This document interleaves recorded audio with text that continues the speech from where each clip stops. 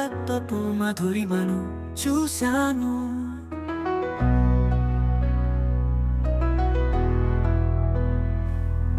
సేవా తత్పరతను దర్శించాను. ప్రేరణ పొంది చైతన్యమయ్యాను.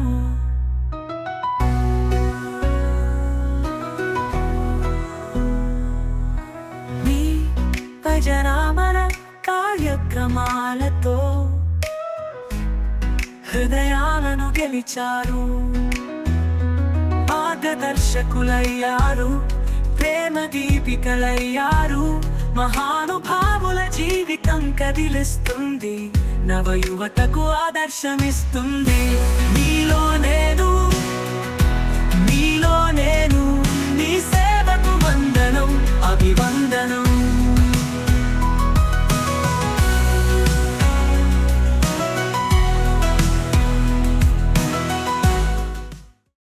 TV tourism ప్రేక్షకులకి నమస్కారం.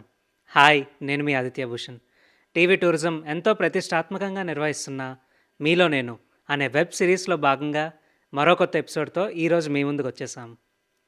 మరి ఎపిసోడ్లో పార్వతీపురం మన్యం జిల్లా పార్వతీపురం వాస్తవ్యులు, ప్రముఖ ఆధ్యాత్మికవేత్త, సంఘ సంస్కర్త, సామాజికవేత్త, మానవతావాది శ్రీ పెంటపాటి సూర్యారావు గారు.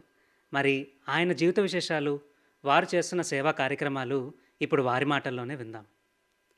సార్ నమస్తే. సార్ నమస్తే అండి.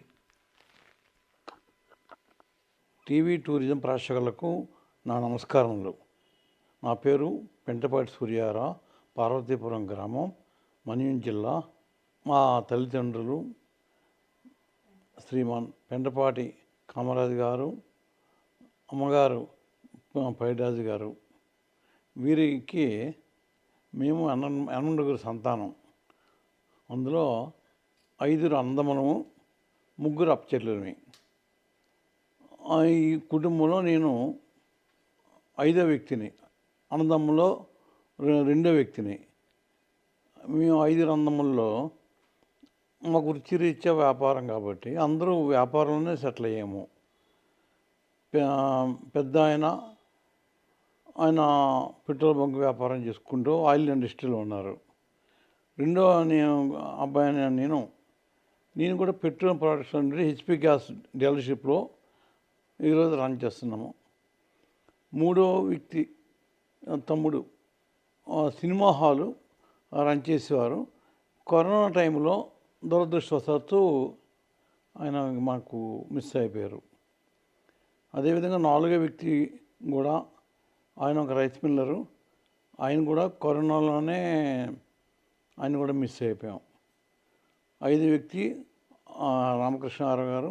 ఆయన ఇక్కడే రైస్ మిల్లు రన్ చేసుకుంటున్నారు. అలాగే మా 3 సిస్టర్స్. పెద్ద ఆమె సిండియాలోని మేనేజర్గా పనిచేస్తూ రిటైర్ అయ్యారు బావగారు. అక్కగారు ఇద్దరు కూడా మన కరోనాలోనే ఆ ఇద్దరు కూడా మిస్ అయిపోయారు. తదుపరి 2వ సిస్టరు, తర్వాత బావగారు, వాళ్ళు కూడా ఆయిల్ హెచ్పిసిఎల్ డీలర్సు వైజాగ్లో ఉంటూ ఇద్దరే ఈ మధ్యన కాలం చేశారు. తర్వాత 3వ వ్యక్తి బొబ్బు గ్రామ వాస్తవులు, రైస్ మిల్లు ఓనర్సు. తను అక్క ఉంది. బావగారు కూడా స్వర్గస్థులు అయ్యారు. ఇది మన కుటుంబం. సార్, మీ కుటుంబ నేపథ్యం గురించి మా ప్రేక్షకులకు వివరించండి. నాకు 2 అబ్బాయిలు. పెద్ద అబ్బాయి సాయి కిరణ్, ఈ ప్రజెంట్ హెచ్పి గ్యాస్ వ్యాపారం టేకప్ చేస్తున్నాడు. రెండో అబ్బాయి రాజేష్, వాడు డెంటల్ డాక్టర్. ఇది ఆ వైఫ్ కూడా శశి, ఆమె కూడా డాక్టరు. ఇద్దరు కూడా డెంటల్ డాక్టర్స్, పీజీ డాక్టర్స్ ఇద్దరు. వాళ్ళు కూడాను 15 సంవత్సరాలుగా ప్రాక్టీస్ చేస్తూ మంచి విలువ వ్యక్తులుగా పేరు గడించుకుంటున్నారు. మంచి పేరు డాక్టర్గా వాళ్ళిద్దరికి పేరు ఉంది. అదేవిధంగా నా కూతురు నేను విజయనగరంలో ఇచ్చాను. వాళ్ళు వ్యాపార సంస్థకు సంబంధించిన వ్యక్తులేను. వాళ్ళు హోల్సేల్ మెడికల్ చేస్తూ 3-4 డిస్ట్రిక్ట్స్లో వ్యాపారం చేస్తున్నారు. అలాగే ఐఎన్ఎస్ కళింగ కూడా వాళ్ళు మెటీరియల్ సప్లై చేస్తున్నారు. మంచి స్థాయిలోనే ఉన్నది.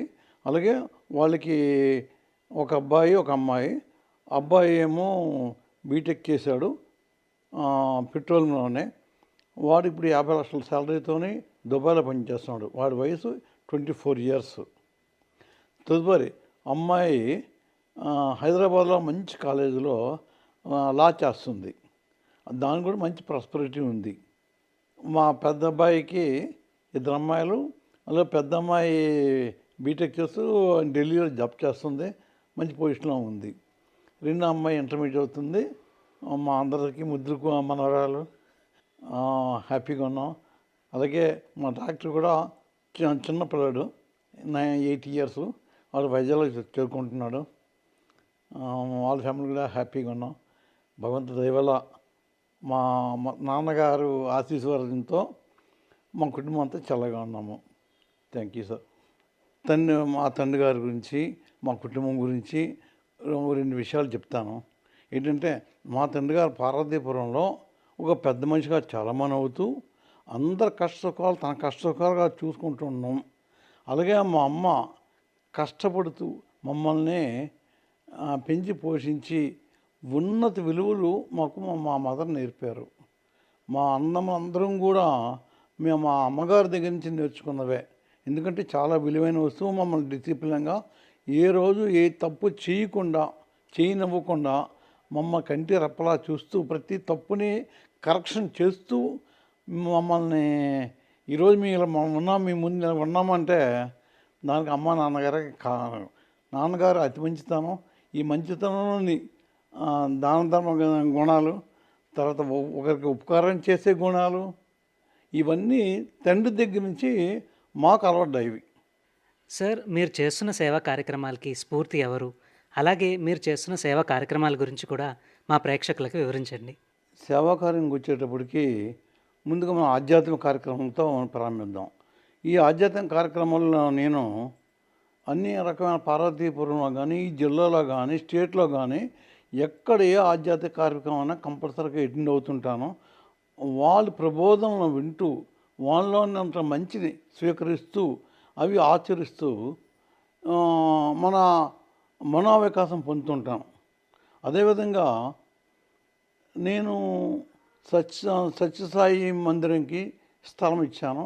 ఈరోజు అక్కడ సత్యసాయి మందిరం కట్టి కొన్ని 100 మంది 1000 మంది వాళ్ళ ప్రబోధనలతోనే ఎంతో మనుషులు మారి సమాజానికి పనికొస్తున్నారు ఈరోజు. అలాగే కల్కి భగవాన్ దేవాలయం కూడా ఒక స్థలం ఇచ్చి కల్కి భగవాన్ దేవాలయం కట్టించి అక్కడ కూడా ఇదే పరిస్థితి. ఆ ప్రబోధనలతోనే రాక్షసులు మానవులుగా మారారు. ఇటువంటి సిచ్యుయేషన్స్ ఆధ్యాత్మికంగా నేను కంటితో చూశాను. ఈ మనిషిలో మార్పులు, ఈ మార్పులతో నిజాయితీగా బతికి వాళ్ళు సంఘానికి ఉపయోగపడే విధంగా తయారవుతున్నారు. ఇది ఆధ్యాత్మికంగా చేస్తున్నాము.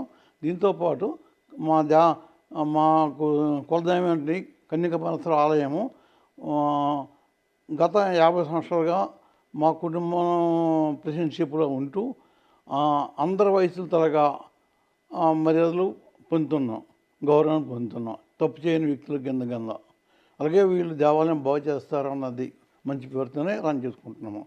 అదేవిధంగా నేను కళింకాపుర కోవిల్ అనే ఆలయ ప్రతిష్ట, అలాగే కల్కి భగవాన్ ఆలయ ప్రతిష్ట ఇక్కడ దగ్గరగా మన్యం అడవిలో కురుపాంకం దాటి వెళ్ళినట్టయితే రావాడ అనే గ్రామం ఉంది. ఆ గ్రామంలో గాయత్రి పీఠం ఉంటే ఆ గాయత్రి పీఠంలో పంచముఖేశ్వర ఆలయం కట్టించి అందులో పంచముఖ ఆలయ ప్రతిష్ఠ చేసుకోవడం అన్న అవకాశం భగవంతుడు నాకు ఇచ్చాడు. సేవలకు వచ్చేటప్పటికి ఒకటి ఆధ్యాత్మిక సేవ అయింది, రెండోది ప్రజాసేవ. ఈ ప్రజాసేవలోనే రాజకీయంగా మా కుటుంబం మున్సిపల్ ఎలక్షన్స్లో నిలబడడం, అందులో కౌన్సిలర్గా తమ్ముడు అవ్వటం, వాటితో పాటు నేను కూడా ఈ మా ఏరియాలో ఉన్నటువంటి ప్రజలందరికీ వాళ్ళ కష్టకాలు చేస్తూ ఎవరి దగ్గర పైసా పుచ్చుకోకుండా పైసా ఖర్చు పెట్టకుండా మా డబ్బులతోనే వాళ్ళు పనులు చేస్తూ గౌరవంగా మేము రాజకీయంగా ఉన్నాము. సామాజిక సేవలో నేను ఆర్యవైశ్య సంఘం ప్రెసిడెంట్గా ఉంటున్నాను, జిల్లా ఆర్య సంఘం వైస్ ప్రెసిడెంట్గా ఉంటున్నాను, వినియోగదారుల జిల్లా వినియోగదారుల హక్కుల రక్షణ సంఘానికి ప్రెసిడెంట్గా ఉన్నాను, జిల్లా ప్రెసిడెంట్గా ఉన్నాను. దీనివల్ల ఈ కార్యక్రమాలు కాకుండా వైస్ ప్రెసిడెంట్గా ధర్మపాషం అని చెప్పేసి ఒక సంస్థ ఉంది. ఆ సంస్థలోని ఎవరికి కష్టాలు వచ్చినా మాకు చెప్పుకోండి, మీకు మేము 10 మంది వస్తాం మీ వెనకాల, మీ ఎవరు ఒంటరి అనుకోకండి అటువంటి స్వభావంతో స్టార్ట్ చేసాం. ఒక 30 మందిని, అందులో కూడా నేను వైస్ ప్రెసిడెంట్గా ఉంటున్నాను. అని ఈ కార్యక్రమం కూడా నేను సక్రమం చేస్తూ 10 మందికి మంచి జరిగేది చేస్తున్నాను. ధర్మభూషణ్ అయిన తర్వాత ఛాంబర్ ఆఫ్ కామర్స్కి సెక్రటరీగా ఉంటున్నాను. ఈ ఛాంబర్ ఆఫ్ కామర్స్ సెక్రటరీ వ్యాపారస్తుల కష్టాలు, మంచి చెడ్లు అన్నీ కూడా, లేబర్తో కష్టసుఖాలు అన్నిటి కూడా చూస్తూ సేవ అందిస్తున్నాను. ఇండియన్ రెడ్ క్రాస్ సంస్థలో ఈ జిల్లాకి నేను ట్రెజరర్గా ఉంటున్నాను. ఈ ట్రెజరర్గా ఉండేది ఇప్పుడు ఈ పీరియడ్లోనే నేను జిల్లా ఆవిర్భావం తర్వాత ప్రారంభమైంది. ఈ పీరియడ్లో కొండల మీదకి వెళ్తున్నాము. ఎక్కడికి ఏ కొండకి వెళ్తున్నాం, దారి లేని కొండలకి వెళ్ళి ఆ కొండల్లో ఉన్న గ్రామాలకి ప్రజలకి దుప్పటి వంచడం, మెడిసిన్స్ ఇవ్వడం, ఫ్రీ క్యాంప్స్ కండక్ట్ చేయటం, తర్వాత వాళ్ళకి ఫుడ్ సప్లై చేయటం. వాళ్ళని చూస్తే అత్యంత దీన పరిస్థితిలో ఉన్నటువంటి వాళ్ళని చూస్తుంటే మన మనసు అలా కరిగిపోయి అక్కడ ఉండిపోయి మనమే ఆ ఇళ్ళతో పాటు కలిసిపోవాలని అంటుంటా ప్రకృతితోనే. అట్లా ఉండేది. వాళ్ళకి సేవ చేసే అవకాశం నాకు రెడ్ క్రాస్ సంస్థ నాకు అవకాశం ఇచ్చింది. ఈ రెడ్ క్రాస్ సంస్థలో ప్రతి దినము మాకు బ్లడ్ క్యాంప్ ఉంటుంది. బ్లడ్ క్యాంప్లోని రక్తం సేకరించాలి.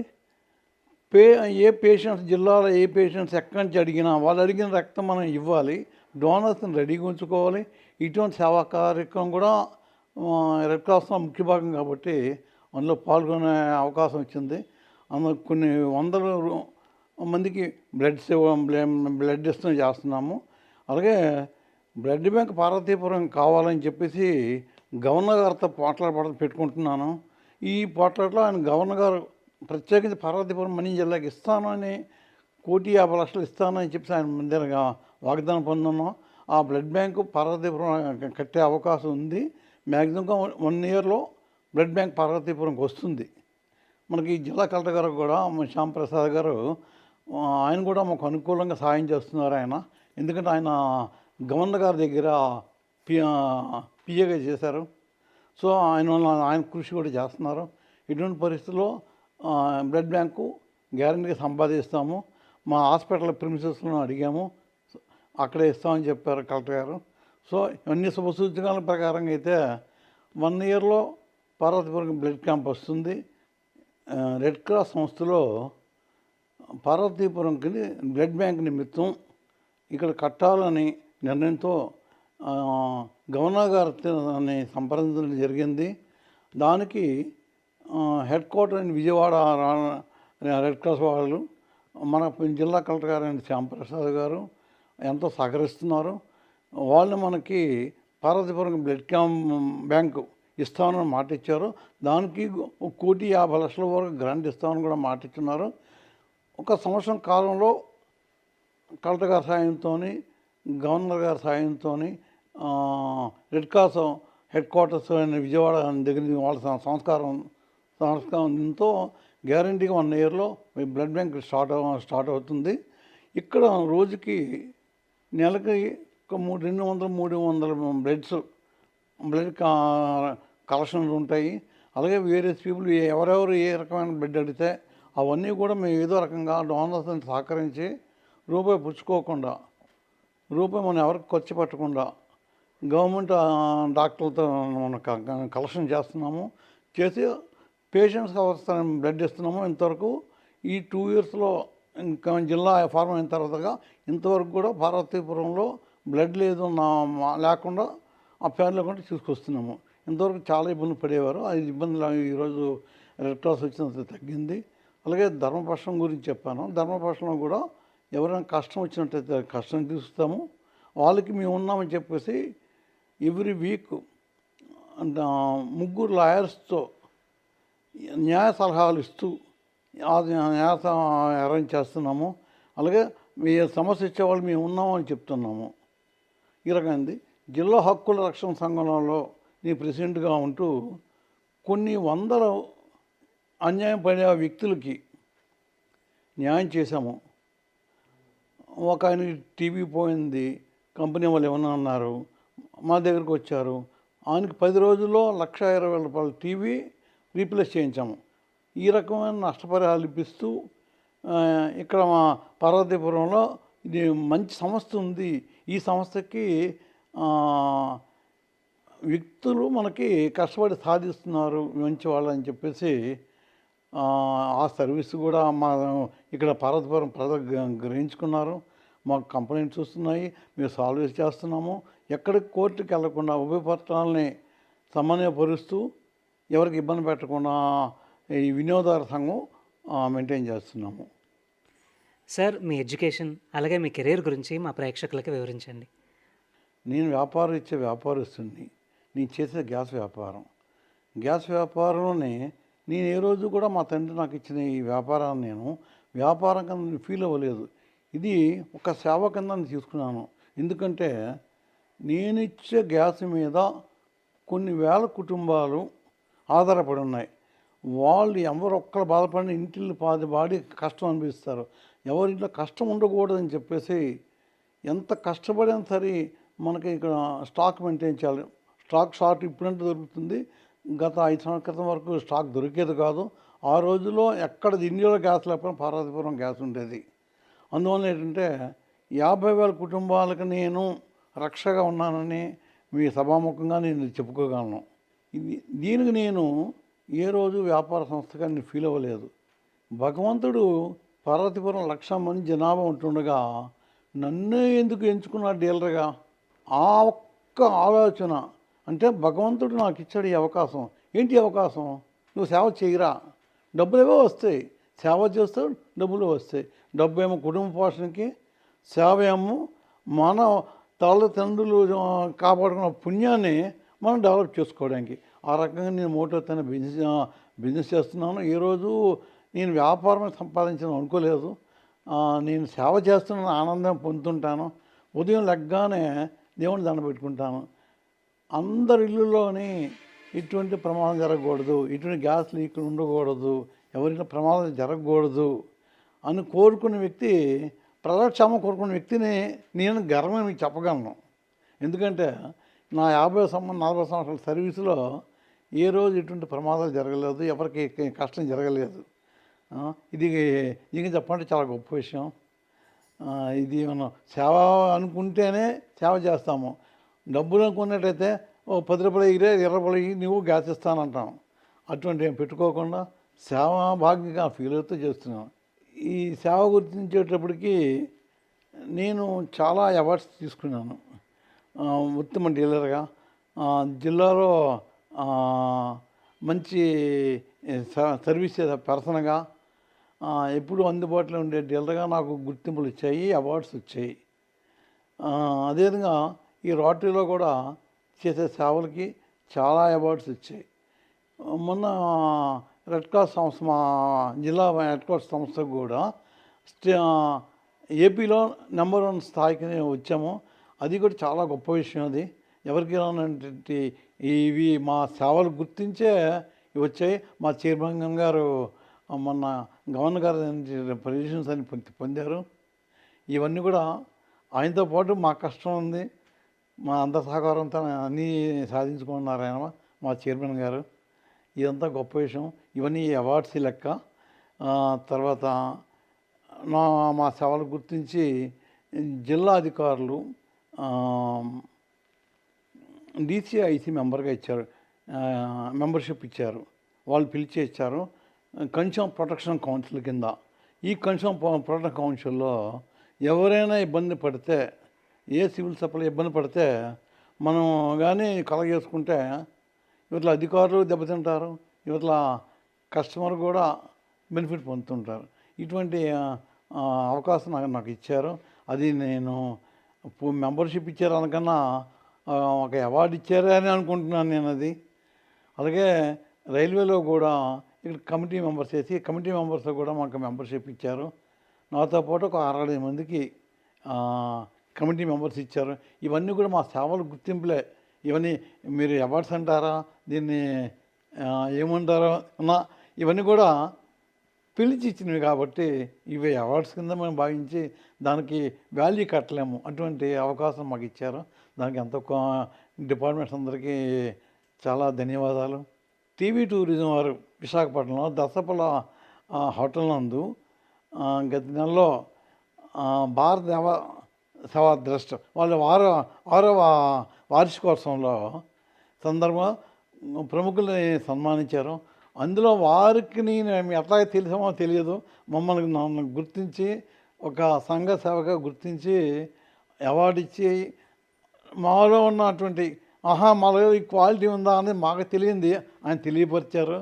టీవీ టూరిజం వాళ్ళకి మా ధన్యవాదాలు.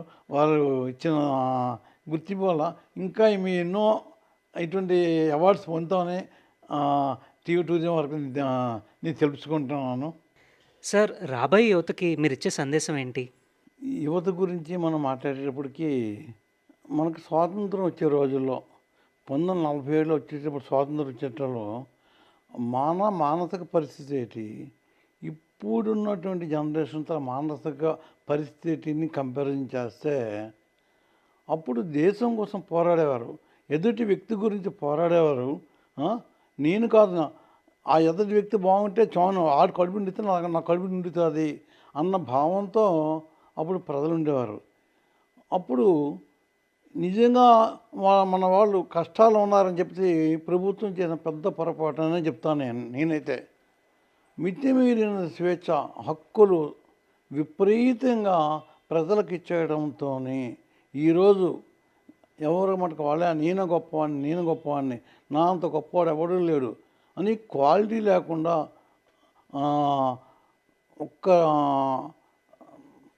దౌర్జన్య విధానంగా ఒక మనిషిని నిలదీసేటువంటి బలవంతంగా హక్కులు తీసుకొని ఈరోజు ప్రవర్తిస్తున్నారు.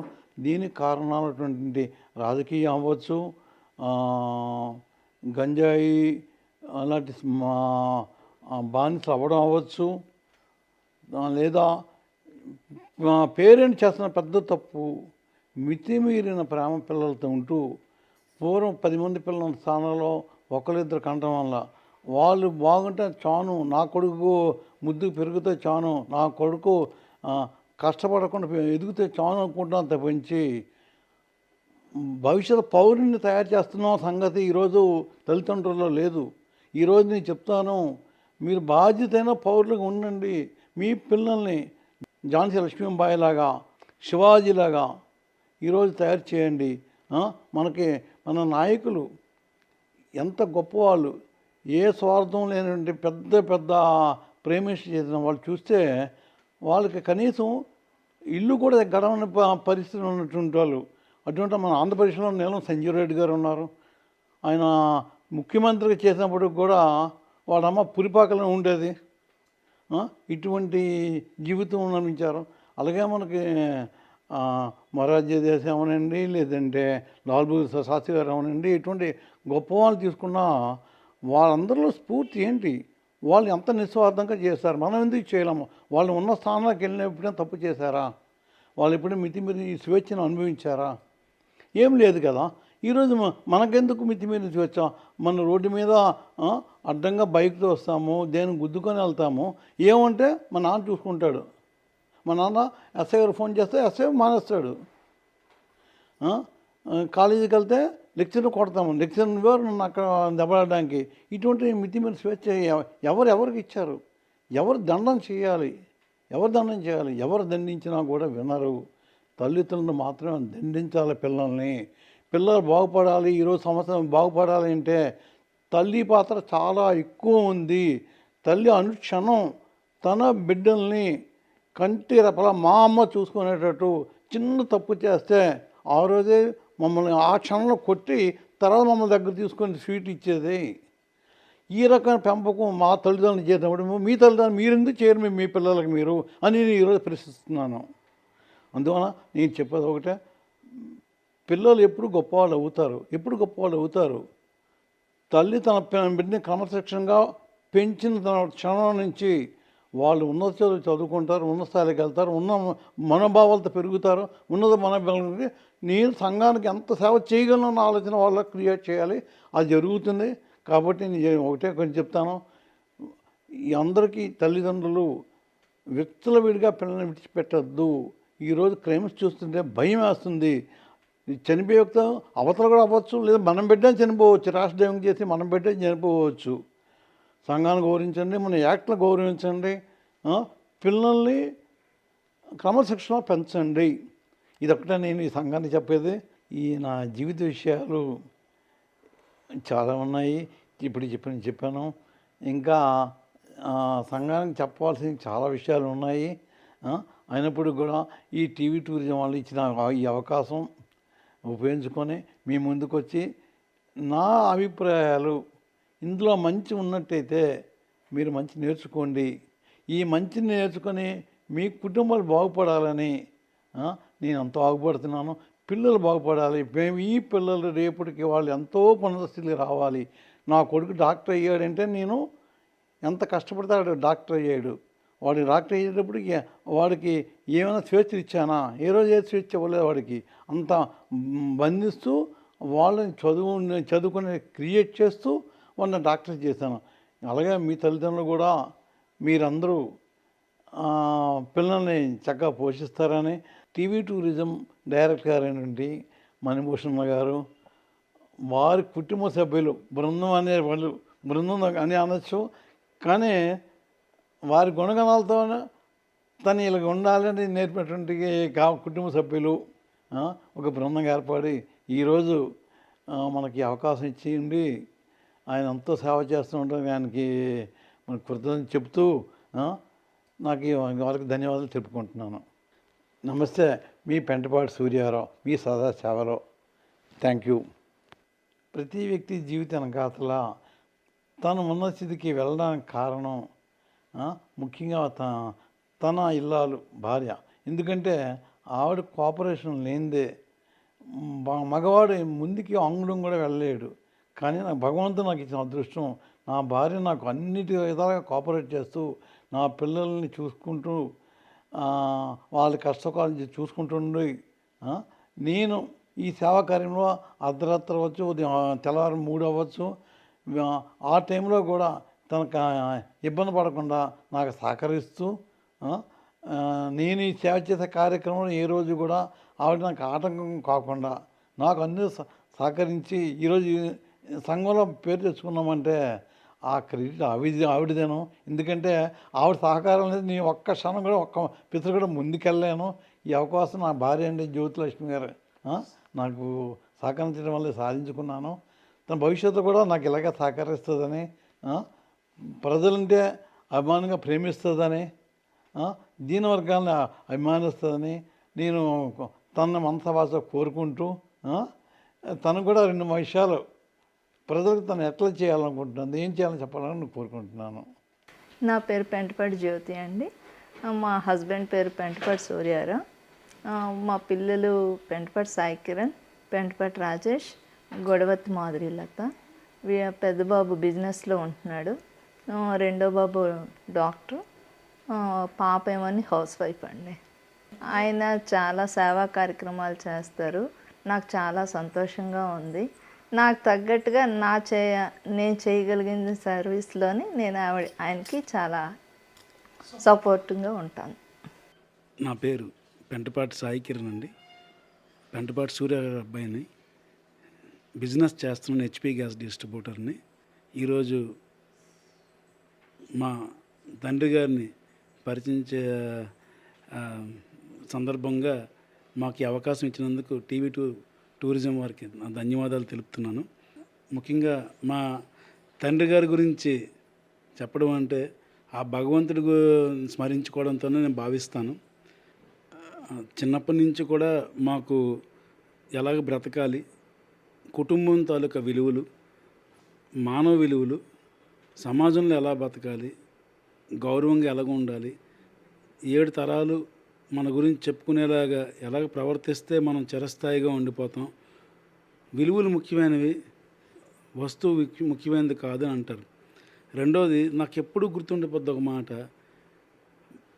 ఏదైనా వస్తువు ఇస్తే వెనక్కి తీసుకోవచ్చు, కానీ నోటి నుంచి ఏదైనా మాట మాట్లాడితే ఆ మాటని వెనక్కి తీసుకోలేం. అందువలన ఎప్పుడైనా సరే మాట్లాడేటప్పుడు, వాగ్దానం ఇచ్చినప్పుడు ఆలోచించి సంకల్పంతో, మంచి సంకల్పంతో నిర్ణయం తీసుకొని ఆ మాటని వాడితే అది 100% సత్ఫలితాన్ని ఇస్తుంది అని చెప్తారు.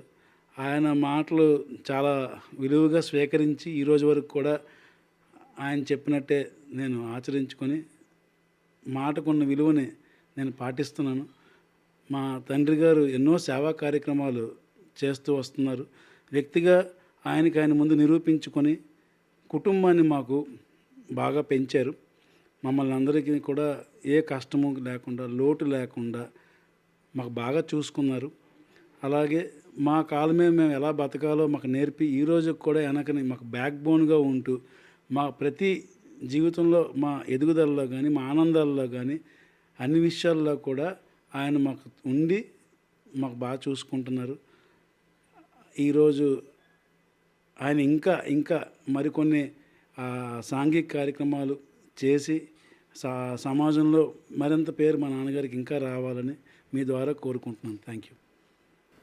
నమస్తే అండి, నా పేరు పెంటపాటి రాజేష్. నేను పెంటపాటి సూర్యరావు గారి చిన్న అబ్బాయిని.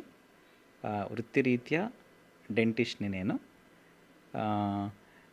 ఈరోజు మా నాన్నగారి గురించి సమాజానికి 10 మందికి తెలిసేలా చేయాలని ఎంతో పట్టుదలతో వచ్చిన టీవీ టూరిజం వారికి ముందు అభినందనలు.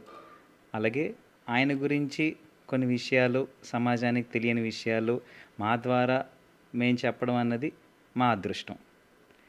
సో ముందుగా మా నాన్నగారి గురించి ఏమైనా చెప్పాలంటే, చిన్నప్పటి నుంచి మేము ఆయన చూసిన దాంట్లో నిరంతర శ్రమ, కృషి, పట్టుదల.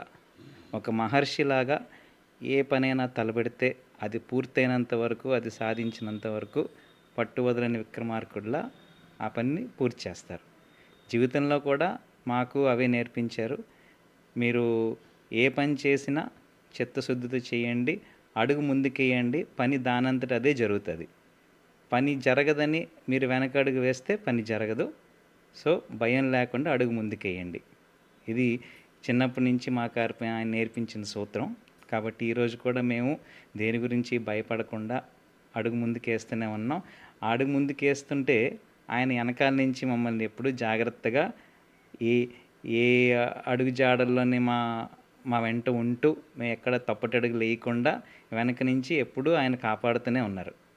అలాగే ఆయన ఎప్పుడు సమాజానికి ఏదో ఒక సేవ చేయాలని ఆలోచనతో ఉండేవారు.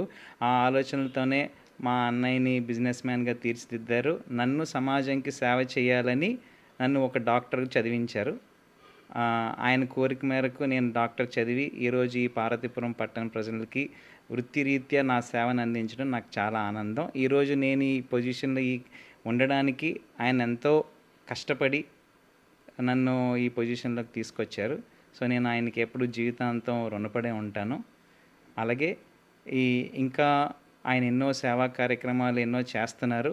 ఇంకా మంచి మంచి కార్యక్రమాలు చేసి ఇంకా మంచి పదవుల్ని అధిరోహించాలని నేను మనస్ఫూర్తిగా దేవుని కోరుకుంటున్నాను. హలో ఎవరివన్, నా పేరు యాహను. నేను క్లాన్సన్ను. నేను గ్రేడ్ 4లో చదువుతున్నాను.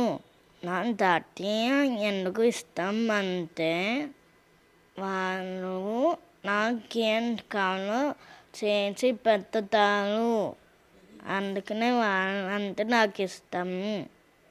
నా పేరు నీలిమ అండి. నేను పెంటపాటి సూర్యరావు గారు పెద్ద కోడల్ని.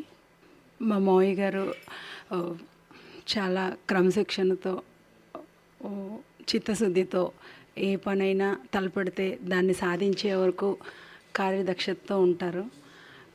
అతన్ని చూసి మేము లైఫ్లో చాలా నేర్చుకున్నాము. ఇక్కడికి వచ్చాక, మ్యారేజ్ అయ్యి ఇక్కడికి వచ్చాక ప్రతి పని సాధించాలంటే దానికి పట్టుదల, కార్యదక్షత ఎంత ఉండాలన్నది. అలాగే మా మావయ్య గారు చాలా సేవా కార్యక్రమాల్లో పాల్గొంటూ ఉంటారు. అలాగే ఆధ్యాత్మికంగా కూడా కార్యక్రమాల్లో పాల్గొంటారు, ఆధ్యాత్మికంగా కూడా ఉంటారు.